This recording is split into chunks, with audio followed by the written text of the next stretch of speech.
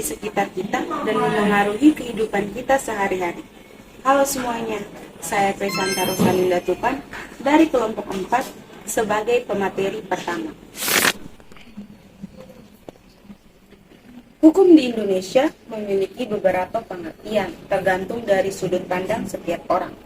Nah, secara umum, hukum merupakan seperangkat aturan yang mengatur perilaku manusia dalam masyarakat dan bersifat mengikat, serta memiliki sanksi bagi pelanggarnya.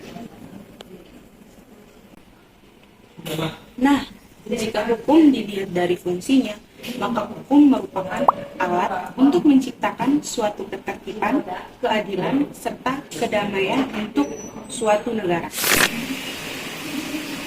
Pernahkah kita bertanya kenapa hukum itu penting? Saya Marlin Uju dari kelompok 4 akan menjelaskan kenapa hukum itu penting. Saat ini, hukum digunakan sebagai aturan yang harus dipahami dan dijelaskan bersama. Hukum mengatur bagaimana seseorang diperlakukan ketika melanggar aturan, ketika kebenaran harus dicari dan keadilan harus diberikan. Setiap orang memiliki hak yang harus dihormati dan masalah yang harus diselesaikan dengan proses yang jelas, bukan dengan kekerasan atau kekuasaan. Dengan cara ini, hukum hadir untuk melindungi masyarakat dan menjaga kehidupan tetap tertib dan adil.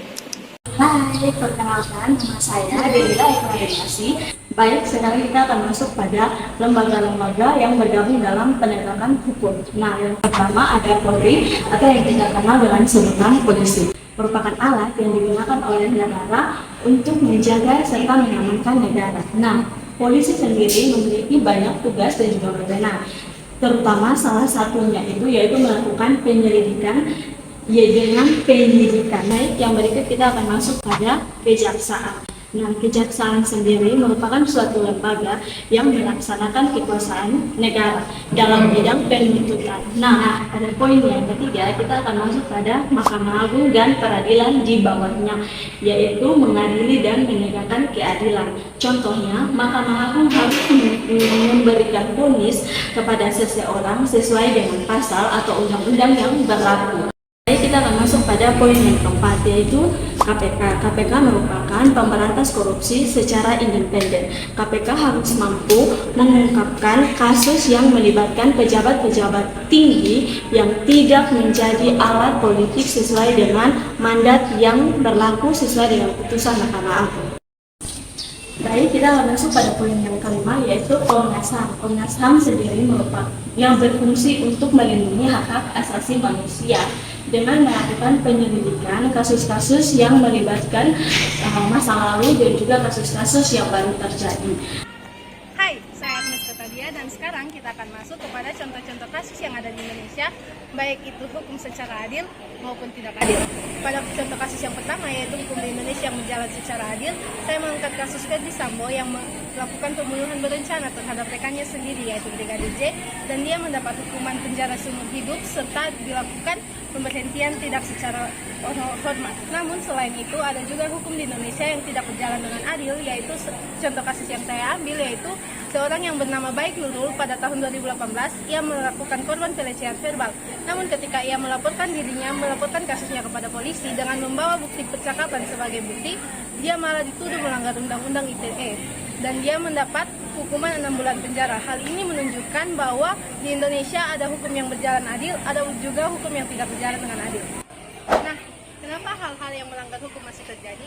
Hal itu karena hukum di Indonesia masih memiliki beberapa tangan. Contohnya, lemahnya integritas aparat negara, adanya korupsi dalam sistem peradilan, keterbatasan akses hukum bagi masyarakat, dan juga minimnya kesadaran masyarakat. Hai, perkenalkan nama saya Terbula Jelita. Di sini saya akan membahas tentang upaya penegakan hukum yang berada di Indonesia. Yang pertama itu berfokus pada reformasi institusional dan yang kedua itu peningkatan kualitas sumber daya manusia. Nah, di dua upaya ini mencakup yang pertama itu pengetatan sistem pengawasan dan sanksi untuk memberantas korupsi dan penyalahgunaan wewenang di tubuh aparat. Yang kedua itu penyelarasan regulasi. Nah, untuk menciptakan kepastian hukum. Yang ketiga itu penguatan independensi. Nah, di sini itu lembaga peradilan itu menjadi prioritas untuk menjamin keadilan yang imparsial.